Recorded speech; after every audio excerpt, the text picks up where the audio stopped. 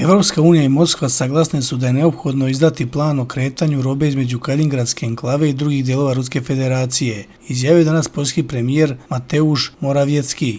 Obe strane su zaključile da vredi napraviti plan koji neće narušiti praktičnu primjenu sankcija, jer iskreno govoreći, Kaliningradska oblast je veoma mali deo Rusije, izjavio Morawiecki na konferenciji za novinare, prenosi Reuters. Kaliningradska oblast se graniči sa državama Evropske unije, a većina dobara se u tu oblast doprema železničkim i drumskim saobraćajem preko Litvanije. Litvanija je 18. juna ove godine obavestila vlasti Kalininggrada o zabrani železničkog tranzita, sankcionisane robe u tu rusku enklavu, a 21. juna zabrana je proširena i na tranzit kamiona, navodi Reuters. Poljska podržava Litvaniju koliko god je to moguće u njenim razgovorima sa Evropskom komisijom u vezi sa razvojem odgovarajućeg mehanizma protoka robe između Kalininggrada i drugih delova Rusije, naveo je Morawiecki, prenosi britanska agencija.